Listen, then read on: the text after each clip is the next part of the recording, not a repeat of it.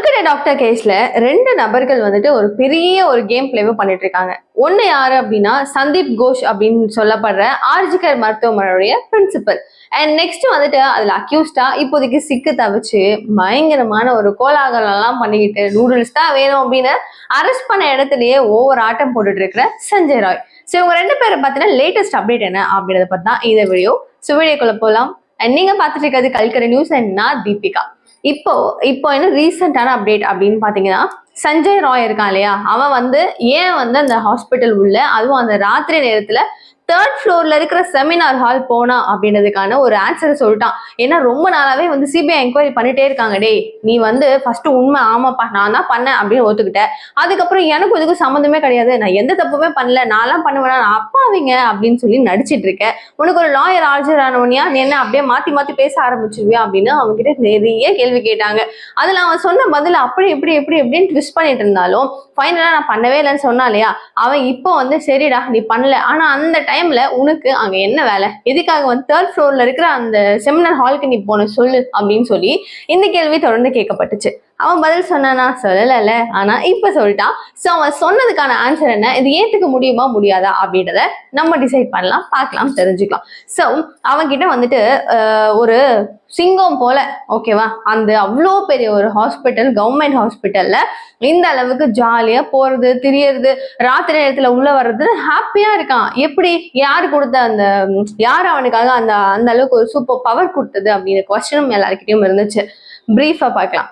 Police welfare board அப்படின்னு சொல்லப்படுற இங்க பாத்தீங்கன்னா இவங்க ஒரு பதவி ஒண்ணு கொடுக்குறாங்க. இவனா வாலண்டரா ஒர்க் பண்றதுக்கு தயார் அப்படின்ற மாதிரி சம் பீப்புள்ஸ் வராங்க. செலக்டிவா அவங்கள செலக்ட் பண்ணி நீ இந்த ஹாஸ்பிட்டலரு அந்த ஹாஸ்பிட்டலரு அப்படின்னு சொல்லிட்டு அசிஸ்டன்ட் சப் இன்ஸ்பெக்டர் அப்படின்னு சொல்லப்படுற அனூப் அப்படின்ற ஒரு நபர் என்ன பண்றாரு, அவர் தான் ஏஎஸ்ஐயா இருக்கிறாரு கொல்கட்டா போலீஸ் ஸ்டேஷன்ல. ஸோ அவர் என்ன பண்றாருன்னா, அவர் தான் இந்த பர்சன்ஸ் எல்லாம் பிக் பண்ணிடுறாரு. அவனுங்களும் சாதாரண பசங்களாம் கிடையாதான், பயங்கரமான ரவுடி திருட்டு பசங்களாம் தானா. அவங்கள கூப்பிட்டு வராங்க. ஏன் செலக்ட் பண்ணிருக்காங்க, ஏன் தன்னாய்வாளர் தொண்டாய்வாளர் தன்னாய்வாளர் அப்படின்னு அவங்களா ஏன் சொல்லிக்கிறாங்க, எதனால அப்படின்னு பார்த்தா, போலீஸ் இப்போ அவங்களோட ஃபேமிலியை சம்மந்தப்பட்டவங்களோ இல்ல போலீஸ்க்கே ஏதோ ஒரு அடிபட்டுறது அப்படின்னும் போது அவங்களுக்கு உடம்பு சரியில்லை அப்படின்னா அவங்கள சம்மந்தப்பட்டவங்கள சுத்தி பார்த்துக்கணும் அப்படின்றதுக்காக தான் இவங்களை ஒரு ஹாஸ்பிட்டல்ல ஒரு பர்சன்ஸ் அப்படின்னு நியமிக்கப்பட்டிருக்காங்க. அதுல இங்க இருக்கிற நம்ம சஞ்சயும் ஒருத்தவன் ஓகேவா. ஸோ போலீஸ்க்கு அவங்க ஃபேமிலிக்கோ ஏதாவது ஒரு பிரச்சனை வருது அப்படின்ற பட்சத்துல அவங்கள ஃபுல்லா நீ டேக் கேர் பண்ணிக்கணும் அப்படின்றதால அவன் அங்க நியமிக்கப்பட்டிருக்கான். அவன் அதனால இந்த ஹாஸ்பிட்டலுக்கும் அவனுக்கும் செம்மையான பழக்கம் இருக்கு. நானும் போலீஸ்பா அப்படின்னு சொல்லிட்டு பைக் எடுத்துட்டு சுத்துறது, அங்க போறது, போலீஸை போய் மீட் பண்றது, பேசுறது அப்படின்னு பல பேர் கான்டாக்ட் பயங்கரமா அவனுக்கு இருக்கு. நிறைய புள்ளிங்க கூட எல்லாம் பாத்தீங்கன்னா அவன் ஜாலியா போட்டோஸ் எல்லாம் எடுத்து சோசியல் மீடியாஸ்ல அப்லோட் பண்றதும் அவனுக்கு ஒரு பழக்கமாவும் இருக்கு. கொஞ்சம் நல்ல ஒரு ஹெட்டாவே சுத்தி இருக்கான்னு வச்சுக்கோங்களேன். சரி ஓகே இவனோட டீட்டெயில் என்ன, இவன் எப்படி இந்த ஹாஸ்பிட்டல்ல நுழைஞ்சான்னு தெரிஞ்சிருச்சு. கரெக்டா எதனால அவன் வந்தான் அப்படின்ற ஒரு பாயிண்ட் கிடைச்சாச்சு. சோ இவன் ஏன் நீ அங்க போன, எதுக்காக போன சொல்றான் அப்படின்னு கேட்கும் போது, நான் என்னுடைய கிளையண்ட் ஒரு பேஷண்ட் ஓகேவா, அவருக்கு ரொம்ப முடியல, திடீர்னு ராத்திரி நேரத்துல எனக்கு ஒரு கால் வந்துச்சு அர்ஜென்ட்டா. அப்ப நான் வேகமா வரும்போது ஆக்சிஜன் தேவைப்பட்டுச்சுங்க. அதுக்காக சடனா எங்கேயாவது டாக்டர்ஸ் இருப்பாங்களான்னு நான் பார்த்தேன். மோஸ்ட்லி செமினார் ஹால்ல இருக்கிறதுக்கு வாய்ப்பு இருக்கும் அப்படின்னு நான் இங்க இருந்து 3வது ஃப்ளோருக்கு போய் டாக்டர் இருக்காங்களான்னு பார்க்க போனேன். உள்ள போகும்போது ஆனா பெண்ணான்னு தெரியல, ஆனா ஏதோ ஒரு டெட் பாடி கடந்துச்சு. மொத்தம் சுத்தி பார்த்தா பயங்கர பிளட், பயம் தாங்க முடியல. நான் பயந்தது எதுக்குன்னு நினைக்கிறீங்க, இந்த மாதிரி கூடி உட்கார வச்சு என்ன நிறைய விசாரணை பண்ணுவீங்க அப்படின்றது தான் எனக்கு பயமே. இந்த பயம் எல்லாம் நம்மளுக்கு எதுக்குடா, வேணாண்டா சாமின்னு குடுகுடுன்னு ஓடி வந்ததுல தான் அந்த ப்ளூடூத் ஸ்பீக்கரும் உடஞ்சிச்சு. நான் அதுல நீங்க பார்த்த பீசஸ் எல்லாம் கடந்திருக்கோம். இதுக்கும் எனக்கும் சம்மந்தமே கிடையாது. சிசிடிவில ஃபுட்டேஜ்ல பாத்தீங்கல்ல, வேகமா போய் பயந்து எப்படி ஓடி வந்தானு அப்படின்னு சொல்லிட்டு மனசாட்சியே இல்லாம திசையை திருப்பி விடுறான், ட்ராக்கே மாத்தி விடுறான்னு தான் சொல்லணும். ஆனா பாவி யாரா நீ, எங்கிருந்து நான் வந்தேன்ற மாதிரிதான் நடந்த விஷயங்கள் ஒண்ணு மாத்தி மாத்தி மாத்தி மாத்தி எவ்வளவு ட்விஸ்ட் பண்ணி விட முடியுமோ அவ்வளவு ட்விஸ்ட் பண்ணிட்டு இருக்கான். அண்ட் ஓகே அவனுடைய விஷயம் லேட்டஸ்டா அவன் சொன்ன விஷயம் அப்படின்னா இதுதான். ஸோ சந்தீப் கோஷ் இவனை பத்தி என்ன இருக்கு அப்படின்னு கேட்டீங்கன்னா, நம்ம எல்லாருக்குமே தெரிஞ்சிருக்கோம். இந்தியன் மெடிக்கல் அசோசியேஷன் அப்படின்னு சொல்லப்படுற இந்த அசோசியேஷன்லங்க வைஸ் பிரசிடென்ட் அப்படின்ற இந்த போஸ்டிங்லயுமே சந்தீப் கோஷ் இருந்திருக்கான். எவ்வளவு பெரிய பதவி, அந்த பதவியில இருந்து இப்ப நீக்கம் பண்ணியிருக்காங்க. இந்த அளவுக்கு ஒரு மோசமா நிறைய பேர் ஸ்டூடெண்ட்ஸ் எல்லாரும் சேர்ந்து அலிகேஷன் பண்ணியிருக்கான். அது இது நிறைய பேர் குற்றச்சாட்டு வைக்கவே இவ்வளவு ப்ராப்ளம்ஸ் ஒரு ஃபேஸ் பண்ற ஒரு மனுஷன் எங்களோட அசோசியேஷன்ல தேவையில்ல, அதுவும் ஒரு விபியா இருக்க வேண்டாம் அப்படின்னு சொல்லிட்டு அவரை நீக்கம் பண்ணிட்டாங்க. ஸோ இவனை என்ன பண்ணாங்க நெக்ஸ்ட்னு கேட்டீங்கன்னா, தூக்கிட்டு போய் அழகா வந்து சிபிஐ அரெஸ்ட் பண்ணி ஜெயிலில் வச்சிருக்காங்க. இதுல போலீஸ்லாம் தலையிடல, சிபிஐ ஸ்ட்ரைட்டா அவனை கூட்டிட்டு போய் அரெஸ்ட் பண்ணி பாலிகிராஃப் டெஸ்ட் 2 எடுத்திருக்காங்க. சொல்லுவானா, அவனுடைய உண்மை கண்டறியும் சோதனை அப்படின்னு சொல்லப்படுறதுல அவனை வச்சு என்னெல்லாம் பண்ண முடியுமோ அப்படின்னு சொல்லி டெஸ்ட் பண்றாங்க. பட் அவர் தான் டாக்டர் ஆச்சே, பெரிய அப்பா டேக்கர் ஆச்சே, எப்படி நடிக்கணும், என்ன பண்ணணும் அப்படின்றதெல்லாம் நல்லா தெரியும் இல்லையா? ஸோ அதெல்லாம் வேற லெவல்ல அவன் தரமா பண்ணிட்டு இருக்கான் உள்ள உட்காந்து அப்படின்னு தான் சொல்றாங்க. ஆனாலும் ஏங்க எனக்கு எதுவுமே தெரியாது, தற்செயலா நடந்த ஒரு விஷயத்த கூட்டிட்டு வந்து ஏன் மேல சேர்த்து போட்டுக்கிட்டு என்னங்க பண்ணிட்டு இருக்கீங்க, நீங்கெல்லாம் சரியே இல்லை அப்படின்னு சொல்லிட்டு போலீஸ் கிட்ட அண்ட் சிபிஐ கிட்டே வந்து இவரோட விளையாட்ட ஆரம்பிக்கிறாராம்.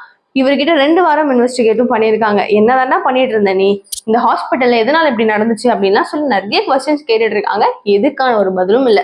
அண்ட் எல்லாருமே கேட்கப்படுற ஒரு கேள்வியை சிபிஐயும் கேட்டிருப்பாங்க. 9ஆம் தேதி இந்த டெத் நடந்துச்சு கரெக்டா? ஸோ இந்த விஷயங்கள் எல்லாமே வந்து 9ஆம் தேதி நடக்குது, ஆகஸ்ட் 9. அடுத்து 10ஆம் தேதி அவங்க வீட்டுக்கு வந்து ஃபோன் பண்ணி தற்கொலை அப்படி இப்படின்னு ட்ராக் எல்லாம் மாற்றி ட்ரை பண்ணாங்க. பட் அதெல்லாம் ஒண்ணுமே நடக்கல. 9ஆம் தேதி இவ்வளோ பெரிய விஷயம் நடந்துட்டு இருக்கு. போலீஸ் அங்க இருந்து டாக்டர்ஸ் எல்லாம் அப்பவே ஆரம்பிச்சிட்டாங்களா அவங்களுடைய போராட்டத்தை. அந்த மாதிரி பண்ணும்போது 10ஆம் தேதி செமினார் ஹால் பக்கத்துல இருக்கிற ஒரு பெரிய ரூமை எதுக்காக ரெனோவேட் பண்றதுக்காக என்ன பண்ணீங்க, எதுக்காக டங்குன்னு அடிச்சு உடைச்சு அப்ப ஆதாரத்தை ஏதாவது வந்து உடைக்க ட்ரை பண்ணீங்களா, எப்படி அது அப்படின்னு சொல்லி போலீஸ்லாம் வந்துட்டு இப்போ விசாரணை பண்ணிட்டு இருக்காங்க. அதை கேட்கும் போது யாருமே எதுவுமே சொல்றது இல்லையா. சரி, இப்ப ரெனோவேட் பண்ணிருப்பீங்க, பிடபிள்யூடி டிபார்ட்மெண்ட்ல இருந்து தான் அந்த ரெனோவேஷனுக்காக வந்திருப்பாங்க. ஸோ உங்களுக்கு ஒரு ஆர்டர் வந்திருக்கும். அந்த ஆர்டரை யார் கொடுத்தது, காட்டுங்க அப்படின்னு சொல்லி கொஸ்டின் பண்றாங்க. அந்த ஆர்டரை யார் கொடுத்துருப்பான்னு நினைக்கிறீங்க? பிடபிள்யூடி டிபார்ட்மெண்ட்டுக்கு ஆர்டர், அதாவது நீங்க வந்து ரெனோவேட் பண்ணுங்க அப்படின்னு சொல்லி ஒரு மெசேஜை போட்டாரு பாத்தீங்களா, அந்த சீஃப் டாக்டர். நான் சொன்னேன் அந்த அசிஸ்டன்ட் எஸ்ஐ இருக்கிறார் இல்லையா, சப் இன்ஸ்பெக்டர், அவரு அதான் அனுப்புன்னு சொன்னேன் இல்லையா, அவங்க உட்பட மொத்தம் ஒரு 10 பேருக்கிட்ட வந்துட்டு இப்போதைக்கு போலிகிராஃப் டெஸ்ட் சிறப்பான வேலையா நடக்கப்பட்டு இருக்கான். இதுல யார் உண்மையை சொல்லுவாங்க அப்படின்றத அந்த கருவி கண்டுபிடிக்கும் அப்படின்னாலும் உண்மையா சொல்றானுங்களா, சொன்னாலும் எப்படியோ வந்துட்டு திசையை மாத்தி வேற மாதிரிதான் சாப்டர் எடுத்துட்டு போயிட்டு இருக்காங்க. இது எல்லாத்தையுமே அப்பார்ட் வச்சுட்டோம் அப்படின்னா அந்த பொண்ணு இறந்து போறதுக்கு என்னவா ரீசன் இருக்கும் அப்படின்னு அங்க இருக்கிறவங்க கிட்ட எல்லாம் கேட்கும் போதோ இல்ல பேசும்போதோ அங்க ஒரு பெரிய நபர் அவருடைய பேரை சொல்லியிருந்தாங்க, பதிவு பண்ணியிருந்தாங்க. பட் எனக்கு சரியா ஞாபகம் இல்லை. அவர் என்ன சொல்லியிருக்கிறாரு அப்படின்னு பாத்தீங்கன்னா, இந்த மாதிரி வந்துட்டு இங்க இருந்து, அதாவது இந்த ஹாஸ்பிட்டல், அதுவும் கவர்மெண்ட் ஹாஸ்பிட்டல்ல இருந்து டிபி டேப்லெட்ஸ், அதுவும் ரொம்ப ரொம்ப நார்மலா நல்ல டேப்லெட்ஸ் எல்லாத்தையுமே வந்துட்டு ஏற்றுமதி பண்றாங்க, வெளி இடத்துங்களுக்கெல்லாம் விற்கிறாங்க. ஸோ அந்த மாதிரி விற்கும் போது மேபி அந்த விஷயங்கள் வந்து பாத்தீங்கன்னா இந்த பொண்ணுக்கு ஏதாவது தெரிஞ்சிருக்கலாம், தெரிஞ்சு இந்த பொண்ணு ஏதாவது வந்து நீங்க ஏன் அப்படி பண்றீங்கன்னு கேள்வி கேட்டிருக்கலாம். இப்போதைக்கு ஒரு பெரிய ஒரு மெடிசன், அந்த மெடிசனை வந்து விற்கிறது தான் இப்போதைக்கு ஒரு பெரிய வேலையா அந்த குரூப், அதாவது சந்தீப்ல இருந்து ஆரம்பிச்சு எல்லாருமே வச்சிருக்காங்க. அந்த விஷயங்கள் மேபி அந்த பொண்ணுக்கு தெரிஞ்சு அந்த பொண்ணை வந்து கொலை மிரட்டல் பண்ணி, இல்லைன்னா அந்த பொண்ணுங்க வெளியே சொல்லிருமோ ஏதாவது பிரச்சனை வந்திருக்குமோ அப்படின்றதுனாலையும் பயந்து கூட இந்த ஸ்கேம் தெரியக்கூடாதுன்றதுக்காக கூட அந்த பொண்ணை வந்து இந்த மாதிரி பண்ணியிருக்கலாம் அப்படின்லாம் சொல்றாங்க. ஆனா முடிவு என்னன்னு தெரியல. யாருதான் தப்பு பண்ணியிருப்பாங்க அப்படின்னா, 150 கிராம் ஸ்பெர்ம் அந்த பொண்ணுடைய பாடியில இருந்துச்சு அப்படின்னு சொல்லப்பட்ட அதே ரிப்போர்ட்டை, போஸ்ட்மார்டம் ரிப்போர்ட்டை வெளியே எடுத்து வந்து காமிச்சாங்க இல்லையா. ஸோ வெளியிட்டாங்கல்ல, அதுல ஒருத்தனை புடிச்சு வச்சுக்கிட்டு ஏன்டா இவ்வளவு பேர் கேள்வி கேட்கறாங்க. ஏன் மீதி பேர்லாம் எங்க போனாங்க? 150 கிராம் அவங்கிட்ட இருந்து மட்டுமா வந்திருக்கும்? கொஞ்சமா யோசிக்கணும்ல, என்ன நடக்குது, என்னடா பண்றீங்கன்ற மாதிரிதான் இருக்கு.